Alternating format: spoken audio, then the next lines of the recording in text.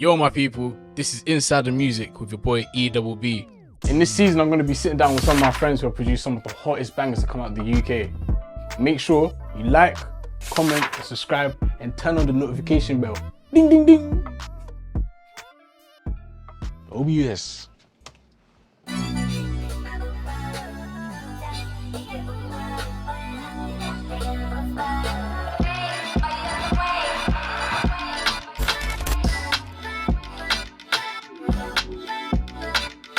Yeah, hold on. I need to ask you a question here. Yeah. So, why did you choose the sample to flip?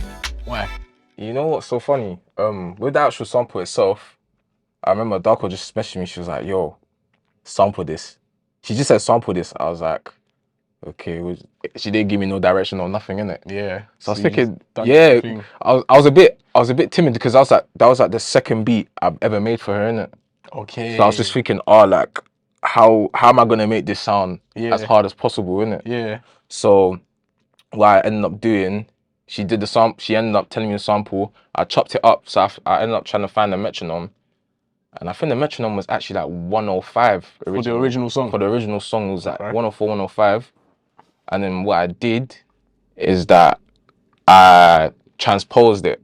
So the original key.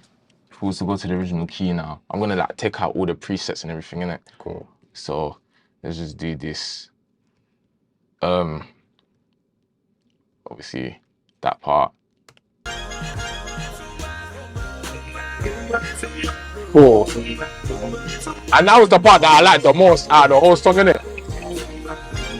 I thought, cool.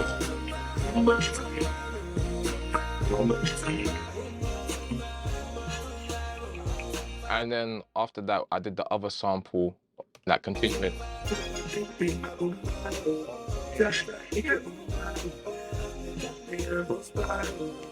I was like, okay, cool, say nothing then. And then afterwards, I was like, okay, what do I do next? So I ended up doing the snares first, innit? So I had this snare. So I'm gonna put back all the presets and then I had this first. Simple. So what's that effect that you got for the vocals? Oh, so for the actual sample itself is like sidechained, innit? Okay. So like there's a preset called Duck. Yeah, the preset called Duck. And then I just sidechained it. I was like, cool, let me do it. Shout out to Duck. Yeah, shout out to Duck, Bumbo. Sponsor me, you know? So I ended up doing that. And then I was like, cool. So I did this first. And then I did another one, another snare. But you can't really hear it like that. You have two snares. So it's a rim. This is a rim. Okay. And it's a snare. Okay. And then I added a clap on top. Okay. So like being one, innit? Okay. Why do you do that though? Does it make it sound like more heavy? Yeah, because obviously I didn't want it to just, to me, whenever I do my snares and whatnot, I like adding layers of snares.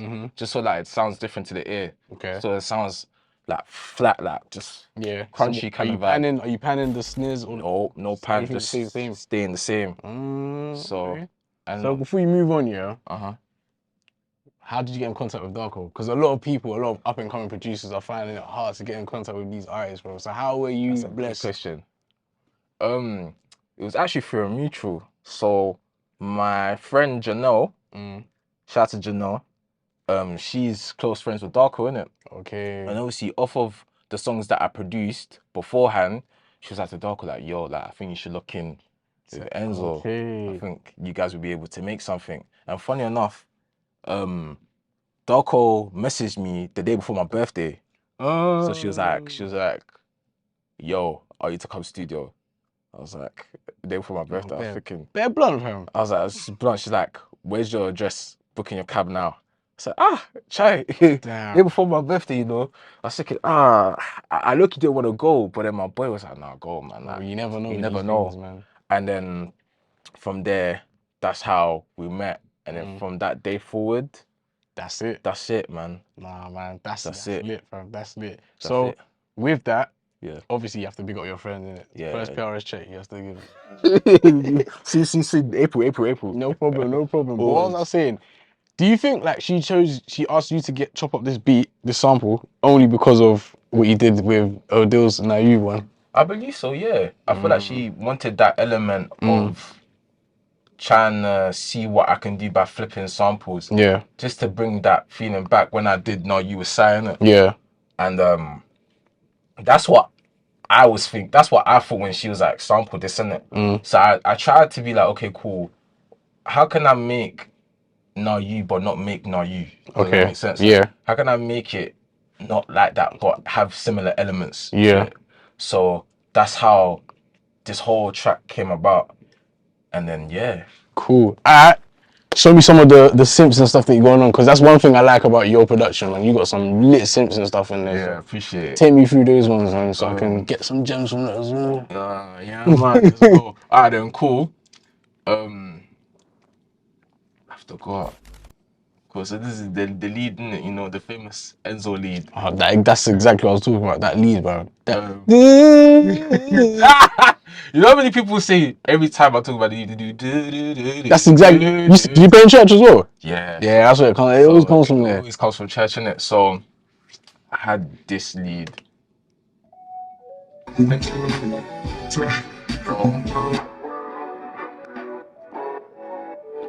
So it's in the background, you don't really hear it too tough, but I did it on purpose. I hear it still. Yeah. if you listen closely, yeah. Cool, but then I added chords on top of it, so. Also like some equals. Yeah, some equals. Okay. Like equals to make it fuller. And then here, just like inversions of like the chords.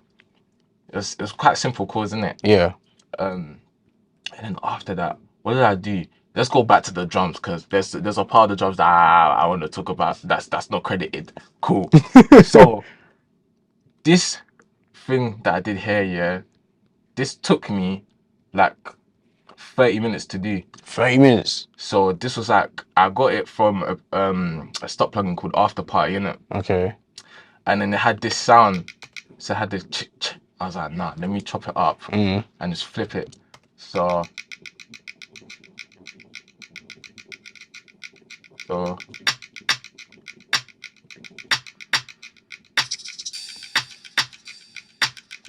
you know one thing I like about your production as well, yeah? Yeah. I'm someone that likes detail. Yeah. So within the beat, if there's a lot of details like this, it makes me appreciate the song more. Because I know this took ages to do. Ages, bro. Ages. How long did it take you to make this whole beat?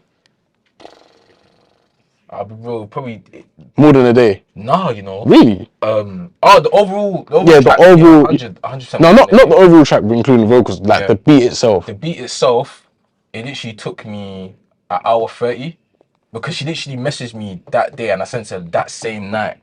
It took you an hour 30 to make this whole beat. I remember the date, that was yesterday. She messaged me March the 2nd at like 7 o'clock. I sent it back to her 9 o'clock. Then I get another, like the song almost done at 11 o'clock. So literally you guys work fast. Yeah, that was quick. Yeah. And then the maddest thing, yeah, with the actual track itself, I'll never forget it. I sent her the beat, yeah. She was like, I can't lie, I'm not feeling it. I said, what? I said, what? In my head, yeah, I was thinking, how? Like, how? Yeah, you're probably thinking 5 seconds later, she's like, no, this is mad. I was like, oh, okay, cool, say nothing then. Because at first I was like, so I did this hard work because she's not feeling it. Cool. I have to do another one then. I just have to firm it. And then after that now, just to be quick with it, drums, kicks, simple, just one.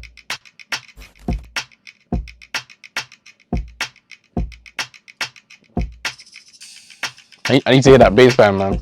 Okay, cool. Now I'm gonna get to the bass. What I did was I compressed the 808.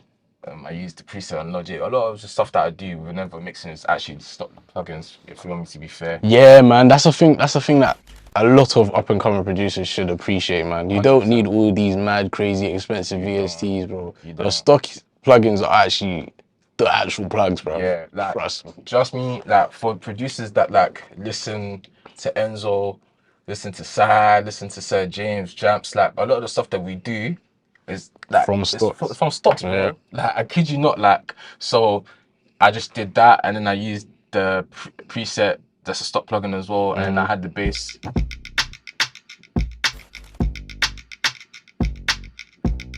It's just simple.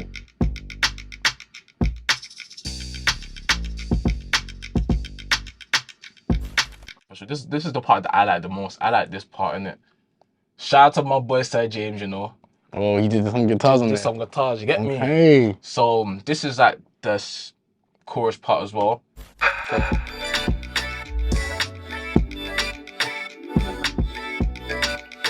Let's hear the guitars that he added. So this is guitars that he has separately. Oh my days. And it's like you don't really hear it as much, but you hear it. Yeah. And that's what he wanted. That's what I wanted. I was like, yo, how can you make the track fuller for me? Mm. And then he did that, and then this is the part that he added. If I add the bass.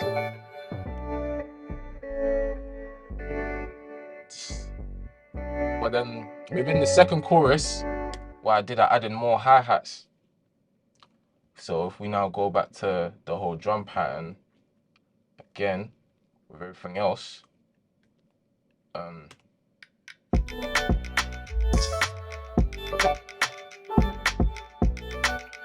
just more inversions with the kicks. All of that. Added a riser there just to make sure that everyone knows the next part that's coming in. Okay. Hi-hats.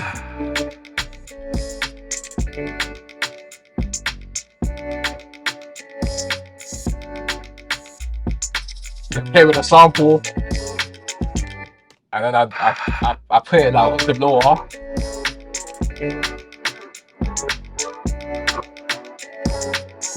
For the Enzo lead. Yeah, together.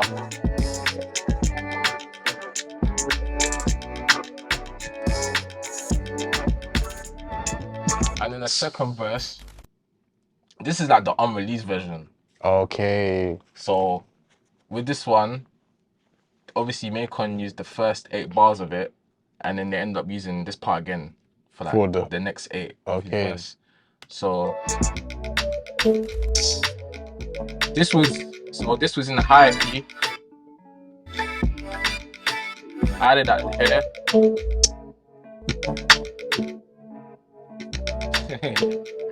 So just octave lower.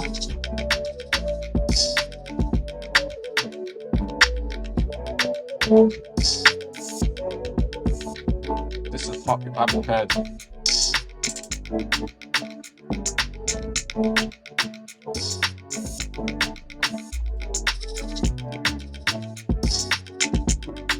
Be honest, yeah.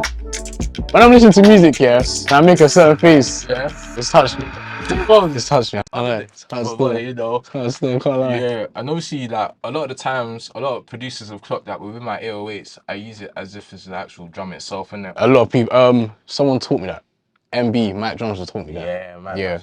Yeah. Shout out to my man. And then like sometimes like I'll do like triplets, 4 notes up here. Yeah. And stuff like that. I do it here. I do it quite a lot because I'm like, if I hear this in the club, I just want to be moving. You want it to feel, yeah. I want to feel it. I do that as well with a lot of log drums. And a lot of people, yeah, that's what I'm saying. People do it with log sounds. Yeah. I do it with 808s. Okay. You know what I'm saying? And the influence from it, I'll be very honest, was like drill. If you want me to be really real, like listening to drill and like sometimes how they like do the distortion, the glides and stuff like that. I was like, let me do that, but put that with Afro. Do you get what I'm trying to say? So that now becomes a whole. And now people, yeah, that's comes back to what I'm saying, bro. Yeah. Just being like, there's no such thing as something being weird or like, you know what I'm saying, within music. So I understand still. And that's the thing, like with producers, I always say like, just try and find your niche. Like take your time to find your niche, because this took me a minute. Do you know what I'm saying? Like it took me a minute to try and find all this stuff. Okay. But no, man, I can't lie, it's a decent, solid project, man. Yeah. Like, who's one artist that you would like to work with in the future? And why? One artist, you know, because you give 2 answers and 3 answers. One artist. One artist. It has to be alive. Okay. Oh. This is your chance to shoot your shot at this artist. Damn. Give me a timer. Give me a 10-second timer. This is where what's that clock sound?